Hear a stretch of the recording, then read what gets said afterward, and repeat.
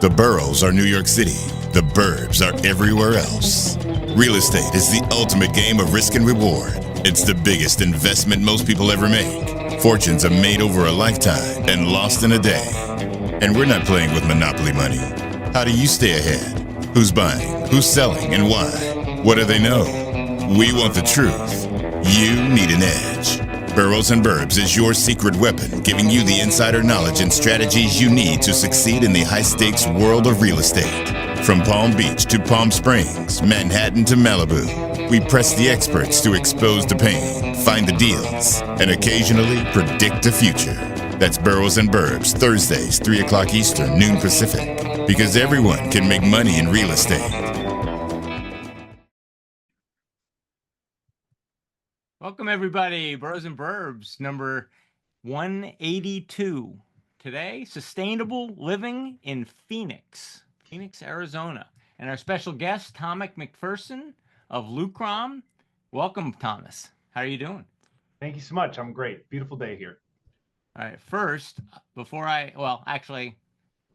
Roberto. I should introduce you as well.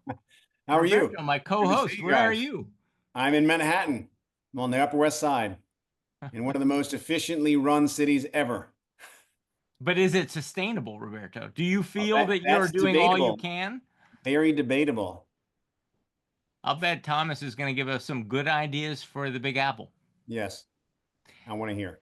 All right. And I'm John Engel. Let me start with some housekeeping. I want to thank our sponsor over at gracefarms.org. If you click on the Nature tab, you're going to find one of their missions is sustainability, very relevant to today's show. This is a picture of the river building built sustainably and maintained sustainably. And you can see that they've got biodiverse habitats. They've got weeks of nature-based programming. And this month, you can see that they've got spring bird watching, and classes in the landscape. So check out Grace Farms and click on the Nature tab to find out more about it. As I said, that's Roberto Cabrera. You'll find him at BHUSA.com or RobertoCabrera.com will show you his latest market report. I'm John Engel, and these are my last 3 real estate columns. This week, we talk about monopoly and how much it teaches us about the mortgage market and leveraging for real estate. And that's our special guest, the guy with the big beard on the right side of the About Us page of Lukrom, and that's his company. So without further ado, welcome, Thomas. Glad to have you. Thanks so much for having me. What is Lucrum? Well, it's a Latin word, and it means profit, gain, advantage, wealth, abundance. Think that was a lucrative investment. So when it ends in M, it's just the plural version of that word. So profits, plural. Yeah. So we're not just doing good, we're wanting to be profitable? Well, I have a fundamental core belief that you can do well by doing good. It's not a zero-sum game. I really do believe that you can achieve a lot of financial success and do a lot of good for your communities, your family, your friends, the planet, that kind of triple bottom line mentality. So this is about profit. Yeah, indeed. I think that people, for some our audience is going to love you. Yeah, I just wouldn't. They're all about profit. Good. Well, I do. I think that there needs to be a fundamental mind shift around the notion of sustainability and the notion of, capitalism and business as an enterprise can do good and achieve fantastic profits for its stakeholders. As a matter of fact, one of our projects that won Sustainability Project of the Year here in Arizona from NAOP, a fantastic trade organization, is getting the highest rents in the market. We've got the highest occupancy in the market, and we're really outshining all of our competitors. So it's just a demonstration that you can achieve profits and do so sustainably. So sustainability, does that in some ways elude patience? Because when I think of sustainability, I think sustainability equals expensive. Oftentimes, sustainability comes as an afterthought, right? So if you engage the design team and you give them a development criteria up front, they can incorporate a lot of really great designs, material selections, and mechanical, electrical, plumbing systems that are high performance in their nature, and the cost difference might be minimal. Or what happens frequently is that there's a nominal increase in capital outlay up front, but your ongoing operational expenses are much, much lower, right? Like one of our projects, we're over 80% powered by the solar array. So we've offset a major expense load in that ongoing operational expense for the electricity that that building consumes. And then if you intelligently go about it, there's quite a few different tax credits available: 179D, 45L, 48, 48E, and cost segregation studies. You can actually recoup a lot of that additional outlay right up front through accelerated depreciation or tax credits. So it could even be cost neutral or potentially even cost beneficial to pursue. Really, I don't so much like to say sustainable, because oftentimes you lose a lot of your audience. Really, the way to think about this is high performance, right? What was really important to people, at least in our marketplace years ago, was, hey, we're in Phoenix, let's put solar panels on the roof, right? Because they wanted to offset a lot of their electrical usage. But now what's even more important to people and what they're willing to pay for is their health, right? So having excellent air filters in the building so that the interior of the building is actually cleaner air than outside. Great water filters, again, so the water that you're drinking has much fewer particulates and is cleaner. So people are willing to pay now for health. And so we really think high performance is the other side of that, quote, sustainability coin.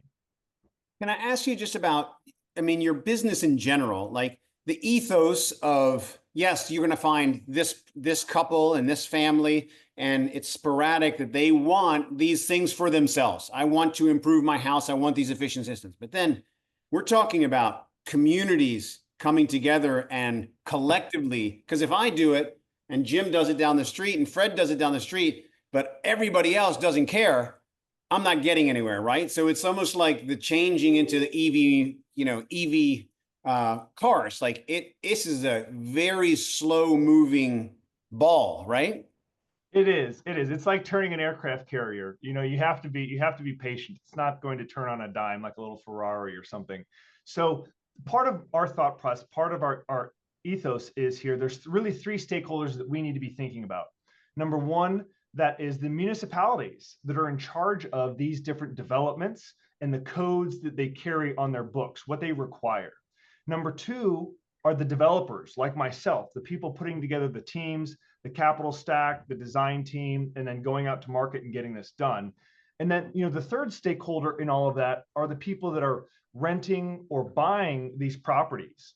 And what we can do is, by doing several projects that demonstrate this proof of concept, hey, we can actually do this with modern technology, modern building practices.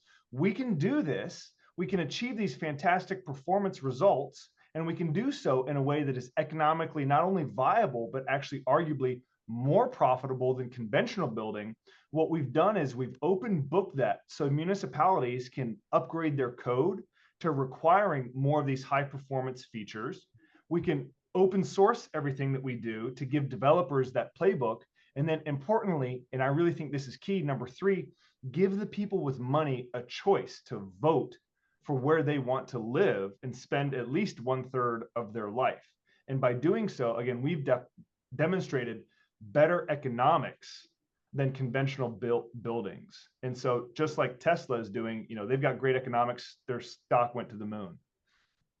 So I'm on the Planning and Zoning Committee, and we're about to rewrite our zoning regulations for New Canaan, Connecticut. It's a town of 7,000 households, about 20,000 people. It's about 1 hour outside of New York City. So most people live here, commute into, or at least half commute into New York City, and to do so, most of them on public transportation. We have a train line into the city. So what advice would you give me in terms of thinking about our regulations? We write regulations typically as 1 acre, 2 acre, 4 acre zone, and how much coverage and how much height. But what you're talking about is a paradigm shift as a municipality, why I also have a POCD, a document we look at, we point at, and we say, oh, that's the plan of conservation and development. And we should use that as the principles by which we rewrite our zoning regulations. In the POCD, it says that we want to be sustainable, but I don't know what that means as a planning and zoning commissioner. So talk to me about how a municipality, because I don't want to get too far off into the weeds, but how should I, as a municipality, address this opportunity? The best thing that I can say is think as long term as possible. I think that's one of the fundamental kind of downfalls of merchant builders and other large builders that are looking to get in, build a project as quick as they can, maximize their profit, and get out as fast as they can. And if we can think, hey, what will the longevity of these buildings be? Will this building be standing for 10, 20, 30 years, or maybe 100 or more? And when you really put on that long-term lens, you start to think, hey, maybe let's start with the insulation and the wall system itself. If we build a better wall system with better insulative properties, that will allow the occupants inside the home to live more comfortably. That will allow for long-term, far, far less energy use over that century or more. And it will, again, allow us to approach this with a really long-term thought process. So for me, sustainability is about putting your kids or your grandkids' eyes on and thinking about what they would appreciate, and not so much optimizing for the short-term outcomes. So if you want more practical matters, start with insulation, start with vapor barrier, because that, if you get they're going to tell me stay in your lane. That's the building department, but we regulate pervious surface and impervious surface of the asphalt in your driveways, for example. And I know that you had an example. I'm going to pull it up on the screen now, of pavement. You don't just care about insulation and solar panels. You care about pavement. Talk to us about that. Absolutely. So, Phoenix, as everyone may have heard, gets a little warm here in the summer. Last year we set a record, by the way, a record I'm not terribly proud of, but a record for the most number of days above 110 degrees. Last year, that was 70 days above 110. So almost 2.5 months. Now, that road, as you can see, is traditionally a black asphalt road in one of our suburbs here in Phoenix, but you can see it's coated with this grayish white coating. And that is designed to reflect a lot of the sun's infrared radiation, where most of the heat bandwidth and the heat energy is carried back out into space, because we're trying to reduce the effects of these impervious surfaces, creating a heat island effect, which makes it hotter here and it reduces overall rainfall. And Phoenix is going to be a test bed for a lot of these solutions related to climate change and other, again, heat related issues as we go forward into the future. So talking about impervious surfaces, that's one of them that we're trying to improve upon. The other one, I look at your roads and I think, oh, when I have all this tar in Connecticut, it's because they freeze. You don't have that problem, but you have a lot of tar in your roads, on your old roads anyway. Is it because the sun is doing damage to traditional asphalt? Undoubtedly. Also, these roads are probably traveled on by 50, 60, 70,000 cars a day. And those are probably some of the older roads in the city. So unlike a lot of other places in the world, we don't have ice heaves. We don't have things like that are creating cracking in the pavement. You can see that's a little bit newer road there, and in pretty good shape. So is what you're talking about, is it like a spray and it's like a sealant or something that just gets applied? Exactly. It's an application kind of on the top coat layer of that otherwise black asphalt. Not toxic, obviously. Exactly. Non-toxic. And so, that's a traditional kind of impervious area with this application to reduce the heat of the roads.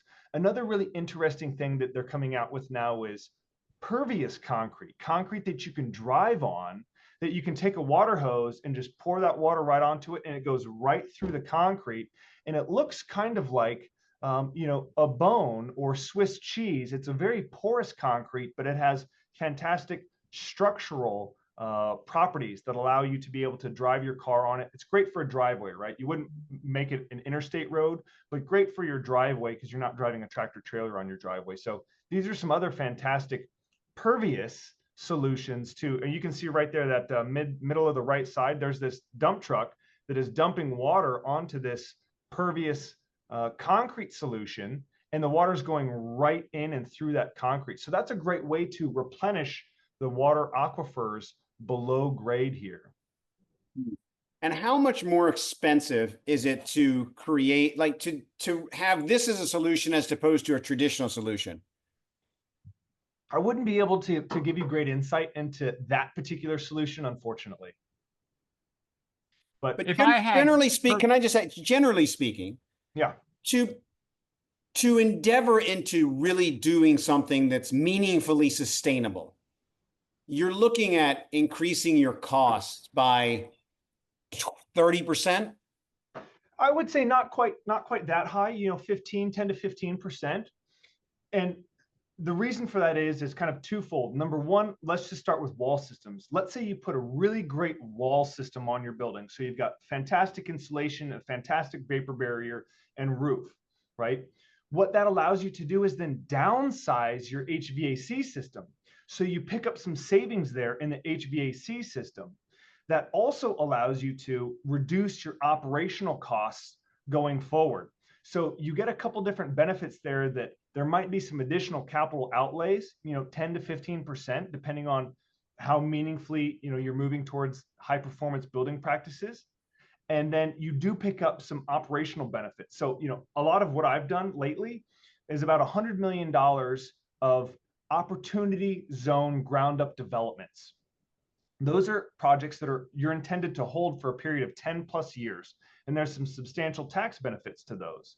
And when you look at the math, even though our capital outlay up front is substantially higher, again, about 15% higher, because our operational expenses are much lower, we actually have a higher net value of the property because, in my world, everything is based on the net operating income and the associated cap rates with that NOI. So, for example, we installed a solar panel system, about $900,000 solar panel system.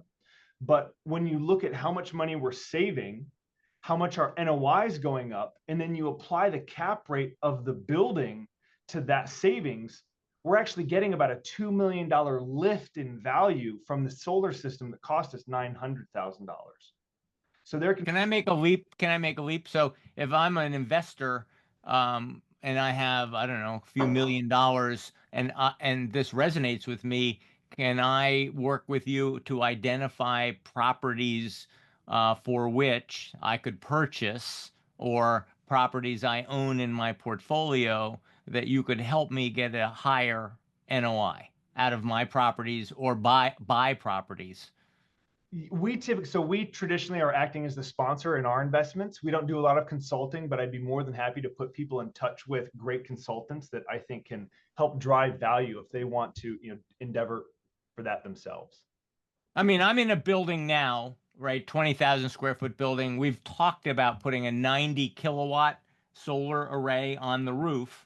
And I say, oh, well, how much would that solve of my $5,000 a month electric bill? Because we have electric heat and we're in Connecticut, and we have electric air conditioning because we're in Connecticut. And so, and I've probably have 12 air conditioner HVAC units, compressors on the roof. And they said, oh, you'd really only solve 25% of your a modest amount if you filled your entire roof with solar panels. And I say, why?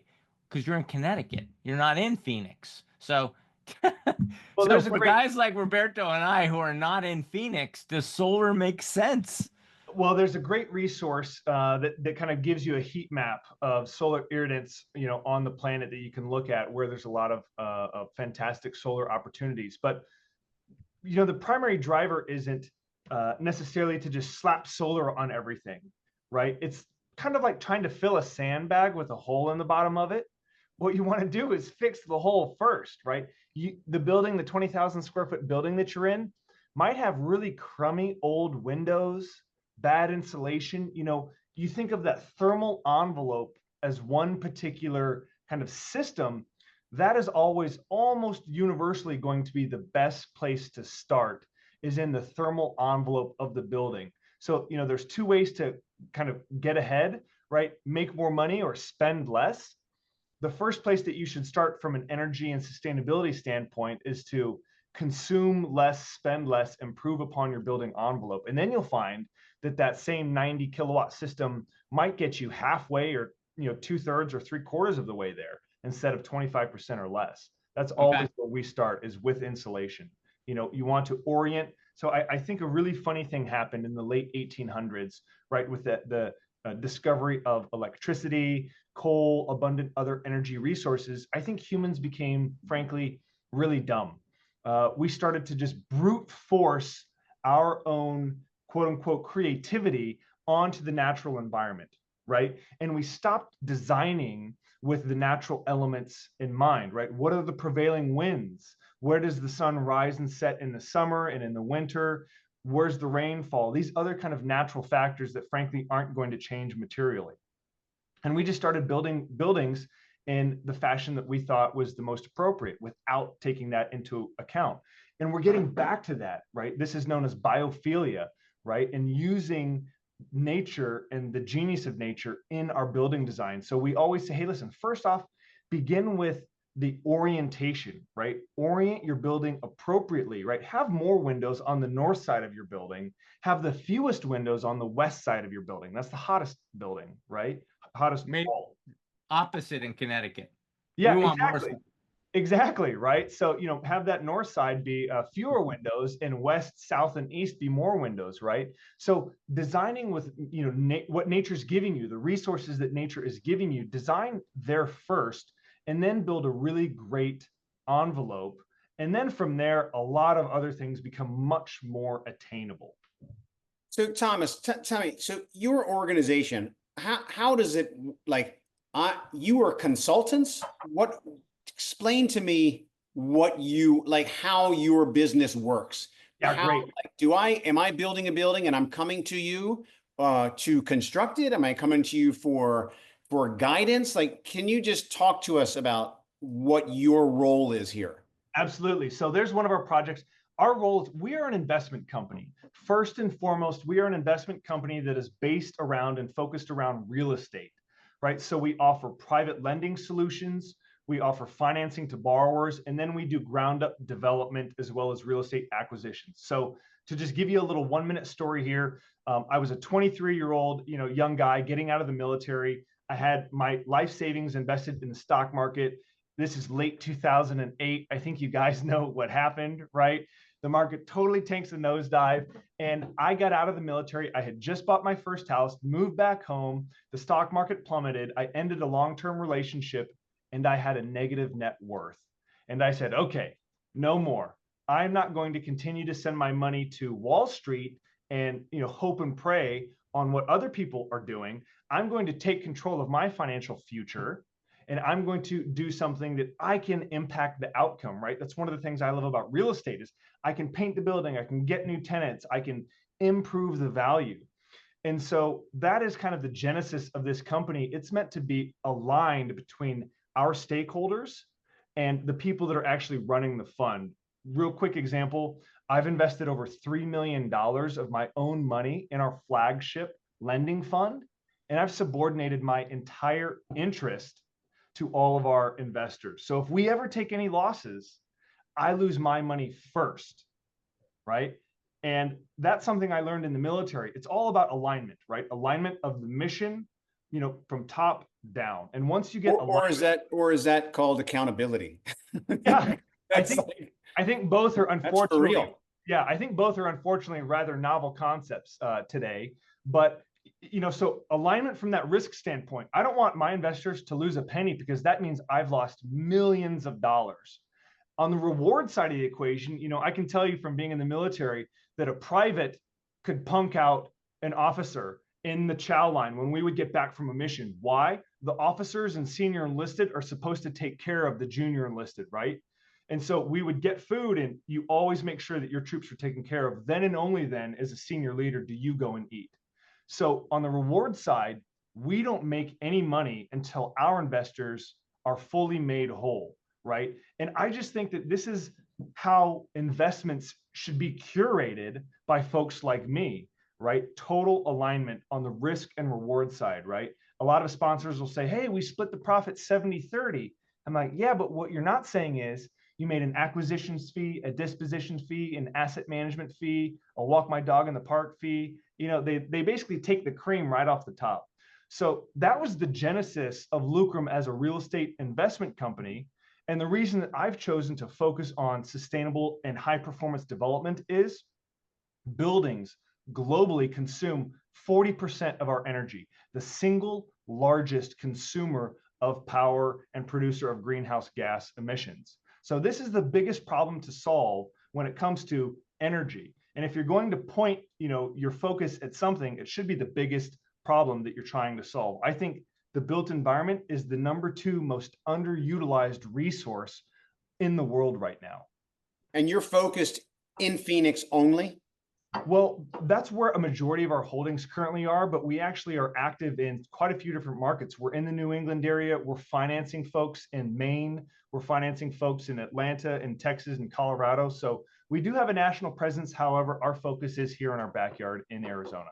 But going to New England, you're curating a completely different model for what they need, right? And in addition to doing the development ourselves, we provide financing to real estate investors, flippers, builders, and we give them a little bit of a toolkit to go out there and build better buildings. So even if we're not doing the development or the project ourselves, we like to provide financing for people that are out there making a difference. So I'm going to show another one of your projects. Talk us through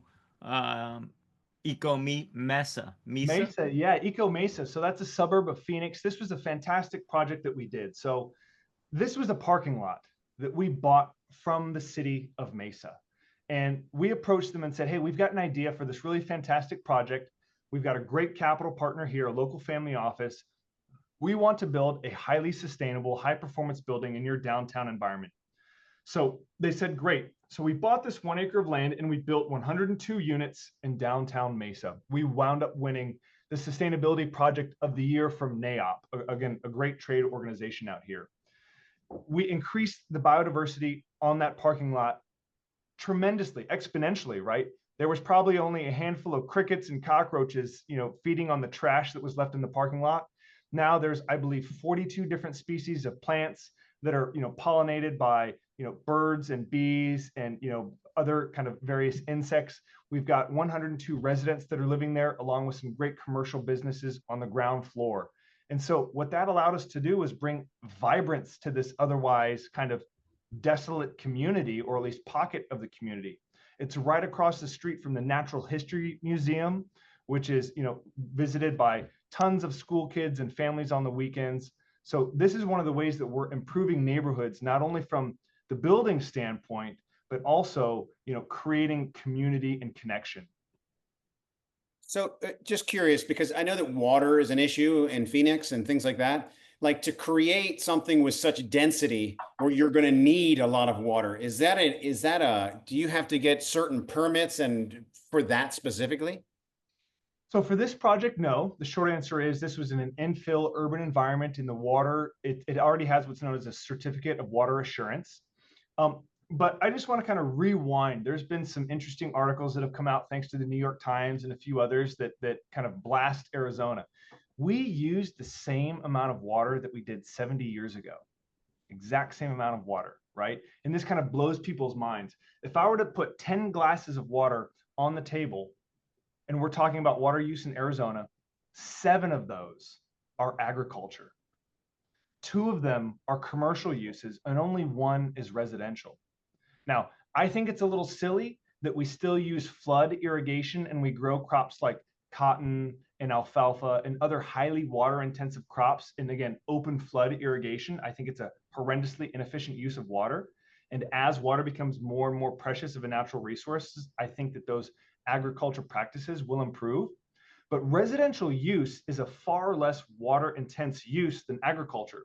So as our population continues to grow, We're now, I think approaching 7 million people across the state.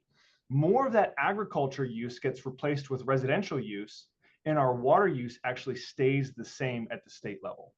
So fundamentally, I don't think water is a big long-term issue. And if you look at the planet Earth, you get far enough away, it only looks like it's one color, which is blue, because I think 72% of the Earth is covered in water, right? The problem is it's salt water and it's not in the right location. This is a mechanical engineering problem. This is not a physics problem. We don't need to get the water from space. We've got the water. We just need to desalinate it and get it pumped to the right location for its use, whether that's agriculture, reforesting, residential, or commercial use. Do you not see that as an obstacle at all? If you look at the pipeline map across the US and it is filled with oil, we've got all the pipes we'll ever need. We just need to convert some of those to something a little bit more useful that brings life. Did you see how he explained that, John? He didn't say 10%. He said, if I had 10 glasses, 7 to 1 glass. I mean, it was a very different, he's selling. This is not his first rodeo. No. It was very visual. What is TSMC and how are you involved in that? Well, other than maybe owning a few shares of stock, which I don't, but TSMC is the world's largest semiconductor manufacturing company. It stands for Taiwan Semiconductor Manufacturing Company. And they are building, to my knowledge, one of the largest fabrication facilities in the world right here in Arizona. They have announced $165 billion going into that location right there here in Phoenix. And the reason for that is, and we had a great presentation by Chris Camacho, the president and CEO of GPEC, Greater Phoenix Economic Council. And he kind of went on to explain why they're moving here. And these are fundamental beliefs why I think Phoenix is experiencing robust growth.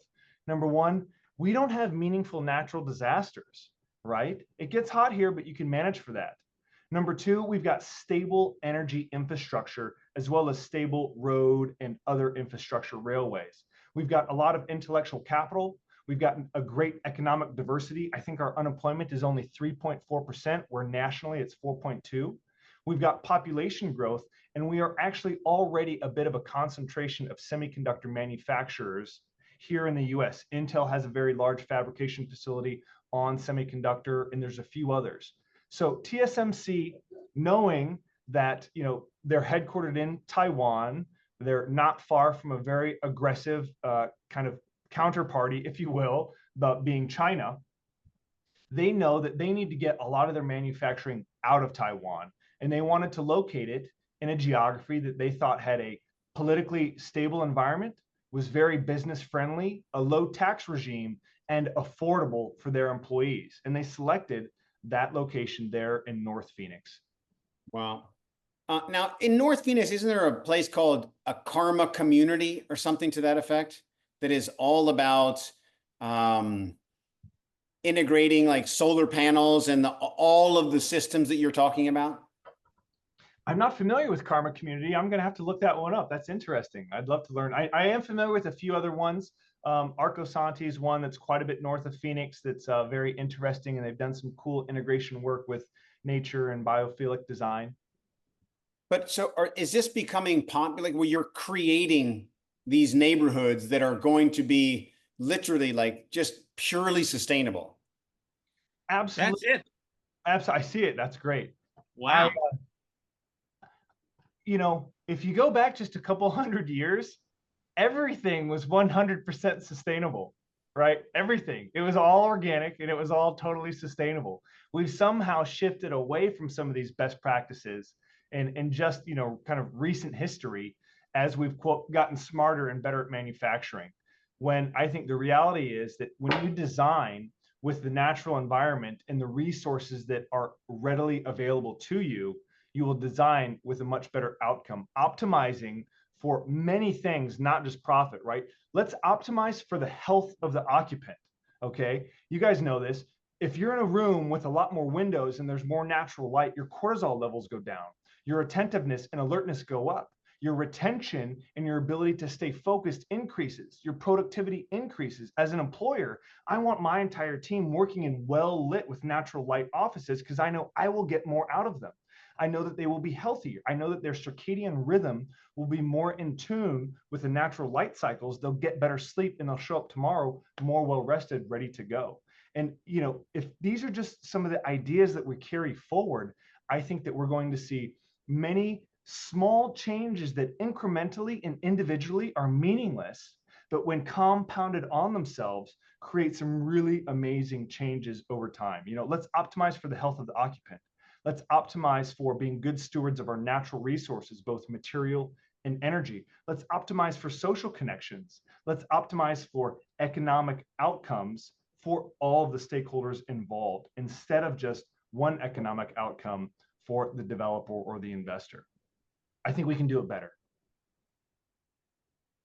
It's an incredibly... But you had me put up the TSMC plant for some reason other than your investment in it. Did you help them with their sustainability plan? No, and by the way, I don't have any shares of TSMC. Oh. Is full disclosure. This is just, I think, case in point of why Phoenix is becoming quite the destination for manufacturing and other kind of logistics here. We're seeing incredible population growth. And when places like TSMC, they've announced 165 billion at that fabrication facility. How much due diligence do you think that they did? Maybe 1%, maybe 1.65 billion, maybe half that. They spent hundreds of millions of dollars, more than likely, on doing due diligence, determining where in the world would be the best location for them to build their largest fabrication facility. And they selected Phoenix.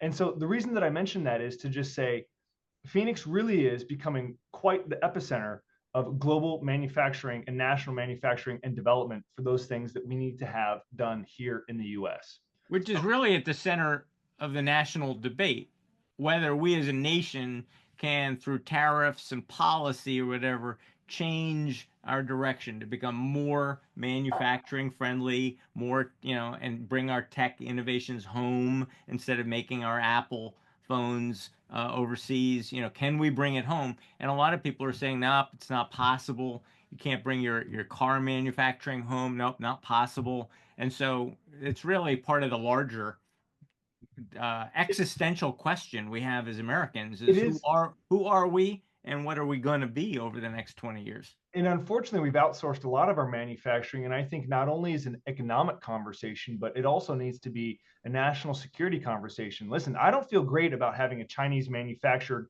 internet router here, or even something as silly as a little, electronic vacuum that's Wi-Fi connected, right? China is not our friend. They are an adversary of ours, and we have other bad actors around the globe that are not our friends. And we need to be mindful of, there may be some minor or seemingly insignificant economic pain that we have to endure in the short term to get to a more secure future. And that future is in Phoenix? I think that future is absolutely in Phoenix. And I think that future is in being mindful of kind of this 100-year vision. Confucius, there was a quote that was attributed to Confucius, and I think you can kind of extrapolate it just a little bit more. But he said, if you're planning for a year, plant rice. If you're planning for a decade, plant trees. And if you're planning for a century, educate children. And I just think the fantastic part of that is, like, you really need to be thinking much further out than today or tomorrow. And I'm a pilot. I fly planes. And so what you have to do is you have to have this endpoint that is thousands of miles away in your mind where you're going. And just very small deviations at the beginning of that course can have dramatic outcomes at the end of that course. And if you all right, I'm going to put you on the spot. I know it's not fair, but look out Roberto's window. All right, look at that. That's 100-year-old building outside his window. And you're talking about sustainability in Phoenix. But Roberto and I are sitting here in the Northeast, the overdeveloped, concrete, heavy Northeast. And are you suggesting, some of my viewers who are all interested in real estate are going to say, easy for him to say when he's got a patch of desert and he's building a chip factory in the desert. But Roberto is struggling with the repurposing of office space in New York City. Too much office space, not enough residential. And we'd say, oh, that's easy. It's not so easy. It's not. So Yeah. how are we going to solve that? How is Roberto going to get more sustainable? His clients more sustainable? How is he going to repurpose underutilized space and make it more sustainable and useful? Well, we have the same problem here. We've got an oversupply of office and an undersupply of residential. I think that's a national problem. Number two, the greenest building is the building that is already built, right? So that 100-year-old building is far more sustainable than us going and cutting down trees that are actively, providing benefit to the environment and biodiversity and so on to build new buildings. So I think retrofitting old buildings is absolutely great. Unfortunately, there's some design obsolescence that makes it very challenging converting office to residential. We've looked at several conversions, and because of the depth of the bays or again various design challenges, it really is difficult unless we can somehow find a way to incentivize this, be it through either tax credits or breaks, or there's some kind of new design or material changes that occur to allow us to do this. It is a big problem, and I'm certainly not touting Phoenix as the sustainable panatopia of what is possible, because I think that where we are right now is not the most sustainable place. But what we're doing is we're test bedding a lot of different ideas on how to live in a better way. I don't think that we've got all the solutions. I don't pretend to have all the solutions. I'm just challenging myself, my team, our investors, and our partners to do it better. Let's just keep making incremental changes. And arguably, the most sustainable cities are the ones with the most density. You look at energy consumption per capita, it's in your most dense urban environments. They've got the best public transit, right? They've got all of the best kind of things related to true sustainability occur in those highly dense urban environments. Roberto, does anybody in New York have solar panels? Just curious, on top of their building? I never see them when I look down. Yeah, there are some, but it's not a lot. It's not a lot.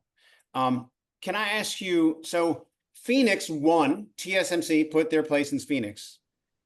Who do you think you were competing with, like geographically within the country? West Texas, parts of California, like do you know what other spots were being thought of as possibilities? Yeah, we heard Texas was in the mix. There's a couple different reasons there. California has a fairly oppressive tax regime. 13%. New York has a fairly oppressive tax regime. It's not the most business-friendly climate. There's various laws, labor laws, other things that don't make it a very business-friendly environment, both legislatively and judicially. So Arizona is a friendly tax environment. Affordability index relative to income, we rank pretty high. So does Texas, right? And so I do know that Texas was also in the running. I don't know what other sites were in the running, but I am aware that those two geographies were high on the list. And West Texas is being looked at for data centers, et cetera. I'm assuming you're being looked at for that as well. We are building out an incredible amount of data centers here. Absolutely. And one of the reasons is that I think we're beating out places like Texas is because we don't get ice storms. We don't get these power outages that Texas frequently gets. Let's just think about these. You get, again, these ice storms, these violent, thunderstorms and tornadoes and hurricanes, right? The only real meaningful natural disasters that we have in Phoenix are sandstorms. And all you have to do is close your window. So why not the Nevada desert? It seems to me that Nevada would be a hop, skip, and a jump from California and knowledge workers, and plenty of open space to spread out. People don't want to live. Yeah. And it's open for business, I hear. You can absolutely, Nevada is also kind of ranking high on the list, but as far as population and intellectual capital already on site, they don't have nearly as many as we do here in Phoenix. Obviously, Las Vegas is a very, very large city, with the casino and entertainment industry being the forefront there. But we've got a lot more, I think, compelling reasons that people will say, hey, listen, if you had to choose, do you want to live in Las Vegas or Phoenix? A lot more families, right? These engineers and these plant managers, they say, hey, I'd prefer to live in Phoenix, not Las Vegas. So take us through, I think solar, if when I think of sustainable, I think most people are thinking about solar. If people like myself who own a single family home are all looking at what are the tax breaks and what's the break even. I think I looked at it and it was in the last 10 years it's been as good as a 4-year payback. But then when I talk to people, I say, what's the payback been? And they're like, well, it's been sort of an 8-year. That, of course, ties in with interest rates. And can I borrow the money for the infrastructure on the roof at 4%, or can I borrow it at 8% or higher? So there's a lot of that going on. So I think some of the luster has come off of solar. So can you either speak to the economics of solar or some of the others? I've heard geothermal. I had geothermal heating and cooling in my house for the last 10 years, my previous house, and I loved it. And I'm surprised that I don't hear more geothermal projects getting off the ground. I think the economics are actually, I thought they were better than solar. Can you talk about the economics of some of these sustainable initiatives? Absolutely. So I'd like to talk about three things: solar, geothermal, and then the infinitely renewable resources that are available to us just a few hundred feet, excuse me, a few hundred miles up. So first, solar. The economics really depend on a couple different things. Number one, local pricing. Also, your utility provider, right? So they might have a regime that's very favorable. They could have a net metering policy where you basically get to use their grid kind of as your battery bank. Other utility providers might say, no, we're going to buy wholesale and we're going to sell back to you at retail, right? In a lot of those cases, it makes sense to have a small battery backup, because then what you do is what's known as peak demand shaving. So you charge your batteries throughout the day, and then roughly around 3 p.m. in the afternoon, your home switches from the grid to your battery system, and you shave that peak demand usage. You kind of plateau and you shave it, because most utility companies charge you based on the highest kind of bracket of power usage you go into. So if you can shave that, you've now lowered your entire usage for the month into a lower bracket. So unfortunately, the economics are really dependent on, again, your local installers and that cost, along with your utility provider. Now, the other way to look at this is, let's just say simple math. It's a 10-year payback. That's roughly a 10% return per year. Where else can you get a guaranteed 10% return? No volatility. The market's not going up and down, right? There's some other factors there to be considered of. Also, where else are you going to get the independence knowing, hey, if there's a blackouts or there's some other kind of catastrophe that's rendered a lot of other utility providers unable to give me electricity, how am I going to know that my heat is on or my fridge is running? So I think there's some ancillary benefits beyond just the economics of it. So there's a couple of different things there to consider. Number two, geothermal. There are some amazing companies right now pioneering geothermal. And I think geothermal traditionally was only available in spots that you had, very, very warm kind of resources under the ground. However, because you had to, use relatively large drill bits and drill down, they're now pioneering using lasers to help dig through and vaporize this material, so you can use much smaller piping and do so much more economically. I think in the coming years, we are going to see an absolute revolution in geothermal. I have no economic interest in any geothermal companies, but I do think that that's going to be some really amazing opportunities in the near future. Now, the last thing that I want to think about is the infinitely renewable resources that are up in the sky, right? And we all know the one big bright one at the center of our solar system, right? That big ball of fusion reaction going on, the sun. But there's another infinite resource that is out in space that people don't usually think about. And that's the infinite coldness of space, right? And you go, what are you talking about? So our atmosphere is mostly nitrogen, roughly 80% nitrogen and roughly 20% oxygen, right? So 4-to-1 ratio there. That means that a very particular wavelength of light, that energy does not interact with those gases. It just goes right out into space. And there's some really cool folks pioneering some technology.